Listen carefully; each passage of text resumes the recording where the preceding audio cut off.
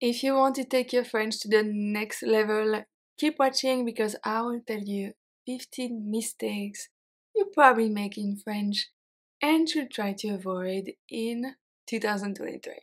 Let's leave those in 2022. I've listed a mix of conjugation, pronunciation, grammar, choices of words, etc. You will see, I'm sure you're making a few of them.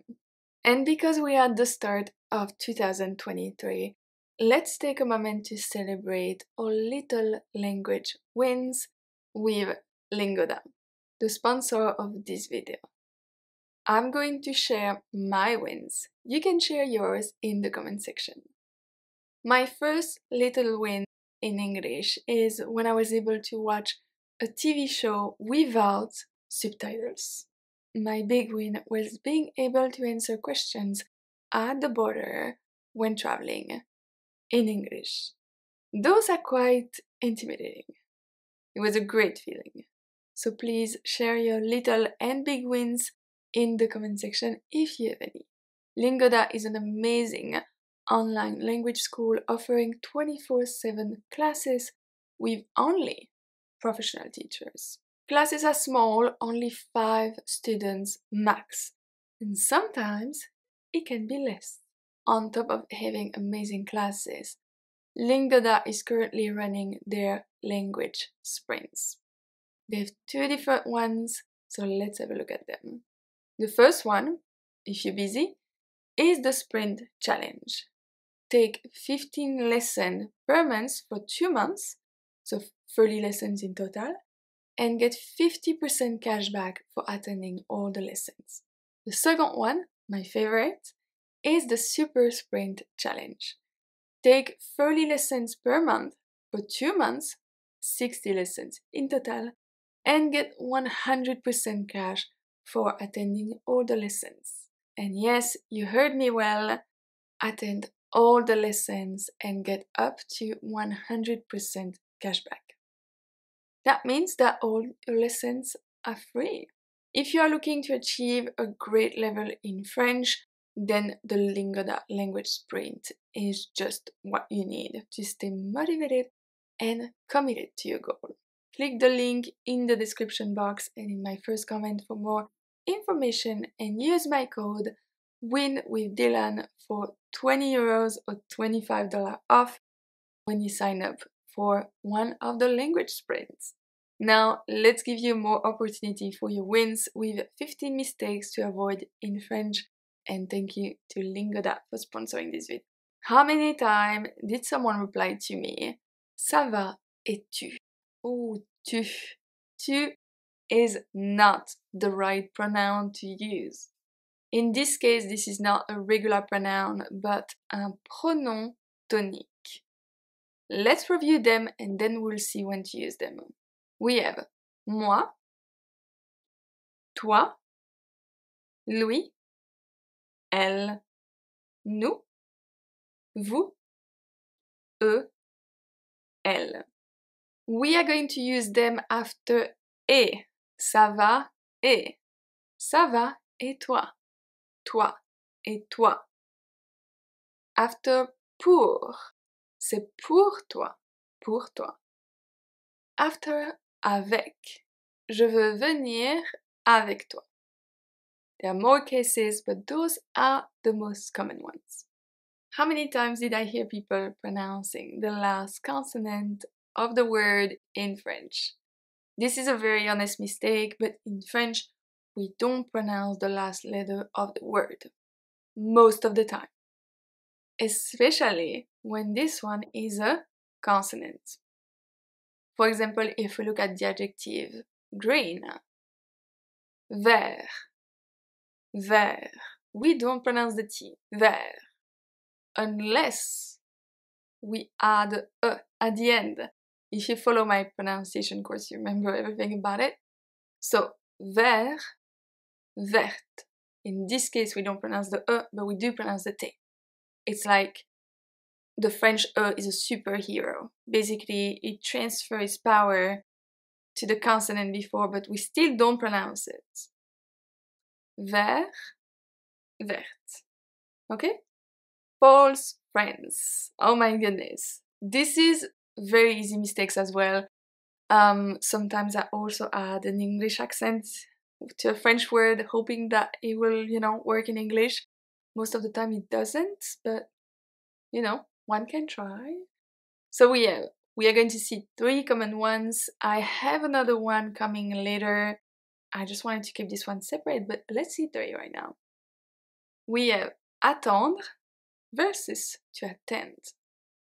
Attendre is actually assister. Assister, not attend. Librairie versus library. This one is still in the same category, we'll say. Librairie in French is a bookstore, but a library is une bibliothèque. Blessé versus blessed. Blessé means injured in French, and blessed means béni. Béni. I will probably make a blog post soon with all the false friends that you can find. Just give me a couple of weeks and I will get to it. This one, rencontrer, retrouver, to meet. I probably should make a longer video about this one, but rencontrer is used when you meet someone for the first time. Retrouver is used when you meet someone and you have plans with them. So, j'ai rencontré mes beaux-parents le week-end dernier. For the first time. J'ai rencontré mes beaux-parents le week-end dernier. J'ai retrouvé mes beaux-parents au centre commercial. J'ai retrouvé mes beaux-parents au centre commercial. We have planned. We were planning to meet there, so we met there. Make sense? Imparfait versus passé composé. I know, this one is hard to overcome because there's a lot to learn, but remember that the imparfait is for the background. Passé composé is for precise event. Let's look at one example. Je regardais la télévision quand le téléphone a sonné. Je regardais la télévision quand le téléphone a sonné. I was watching TV in the background and then suddenly the phone rang. Okay? Je regardais la télévision quand le téléphone sonnait. I was watching TV while the phone was ringing. So basically here, the phone was ringing the whole time that you were watching TV. How uncomfortable is that? But that's the thing. Here it's 2 events in the background because they're both imparfait. You have to use the first one, which is the passé composé, to say that the phone suddenly rang. Make sense? This one is the false friend that I was talking to you about. Je suis excitée. So basically here I always find it important to make a separate little post about it, a separate part of the video about it. It's because je suis excitée in French means that you are aroused, not that you're excited. Very, very big mistake. If you want to say that you're excited, you have to say avoir hâte, être impatient. J'ai hâte, je suis impatient. Much better. Excité, not much. No. This one. Avoir, être. This one comes from translating sentences word by word, which works a lot of time between French and English, but we use avoir instead of être in French for sensations and feelings. So let's see.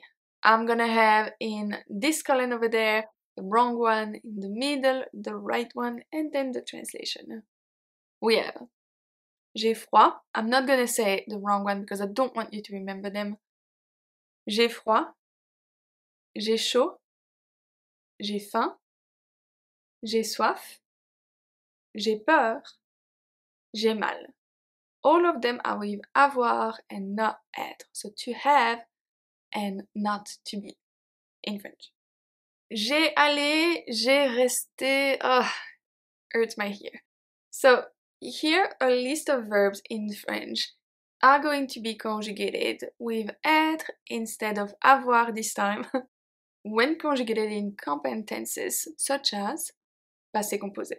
Let's see them again, and we are going to use the acronym Dr. and Mrs. Van der Tremp to remember them, each letter being one of the verbs taking être instead of avoir. We have devenir, je suis devenu. I'll give you an example for each. You have the wrong one on top. I do not say the wrong one. I don't want you to remember them.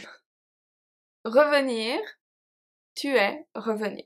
Monter, il est monté. Rester, elle est restée. Sortir, on est sorti. Venir, nous sommes venus. Aller, vous êtes allés. Naître, ils sont nés. Descendre, elles sont descendues. Entrer, je suis entré. Rentrer, tu es rentré. Tomber, il est tombé. Retourner, elle est retournée. Arriver, on est arrivé. Mourir, vous êtes mort, morte. Partir, ils sont partis. Passer, elles sont passées. At the end, you need to know them by heart. There is no other way around it, unfortunately. But all the other ones take avoir, so that's a good news. This one is a good one when it comes to wrong choice of word. We have visiter, rendre visite. Both translate to visit in English, but visiter is only for cities, museum, not for people. Rendre visite is for people. Let's see. J'ai visité Paris. J'ai visité Paris. J'ai rendu visite à ma grand-mère. J'ai rendu visite à ma grand-mère. That's the right way. If you want to use visiter for person, that means that you literally like inside them. Inside. Visiting their body, like the arm, you know, going up. So that's not right. Not right. I couldn't make a video about mistake without including connaître and savoir. They both mean to know in English, so it's quite understandable how you can get mixed up. But remember that savoir translates to know how to do something, and is often followed by a verb, or is going to be followed by a verb, while connaître is not. Je sais parler français. Je sais parler français. Je connais cette chanson. Je connais cette chanson. Okay? Using c'est froid for the weather is not a great one in French. You have to say il fait chaud, il fait froid. So it's hot, it's cold. Il fait, il fait. If you say c'est chaud, it's still hot, but it's for coffee, café, nourriture, food, or a sensation. If you touch something, you say, ooh, c'est chaud, it's hot, c'est chaud. Okay? Pas de versus pas de. Pas de never happens in French when we have an article after pas, it's always going to be de or des apostrophes. J'ai des gâteaux. J'ai des gâteaux. Je n'ai pas de gâteaux. Je n'ai pas de gâteaux. J'ai des idées. J'ai des idées. Je n'ai pas d'idées. Je n'ai pas d'idées. Okay? Same type of mistake. We have beaucoup de versus beaucoup de. It's always going to be beaucoup de. Any reference of quantity in French followed by de will stay de or des apostrophes. But no matter what, it's never going to be de. J'ai des amis. J'ai beaucoup d'amis. Non des. Tu as des plantes. Tu as beaucoup de plantes. This one is easy as long as you remember pas de and then beaucoup de. Easy. This one is less common when you reach a certain level of French, but forgetting the contractions.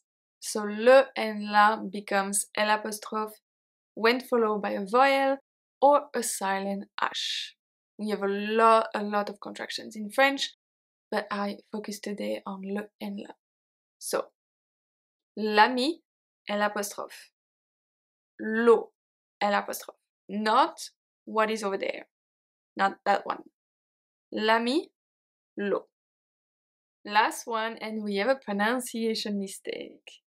U-N-U. Mispronouncing U and U is usually pretty innocent. For example, if you say j'ai pu, I was able to. If you mispronounce it, you're going to say j'ai pu, which means I have lice. So this one, it's pretty innocent, you know, people are going to understand that you don't have lice, obviously. But if you do the opposite, if we look at beaucoup, beaucoup means a lot. If you mispronounce it, it's going to be beaucoup, beaucoup, which means beautiful butt. So, some mistakes, you know, in pronunciation in French are better to be avoided. So this one, just be aware. Just don't say beaucoup if you keep saying U instead of U. Just don't say it. Say another word. Plusieurs. C'est plusieurs. That's it for today. I just wanted to say Happy New Year. If you haven't seen my emails or my post or anything, I just wanted to wish you a Happy New Year, to have a good French, to reach the level of French that you want this year. Thank you so much for watching this video. Don't forget to subscribe as usual. Get your free PDF to keep and review. And I will see you next Wednesday for a new lesson. À mercredi prochain.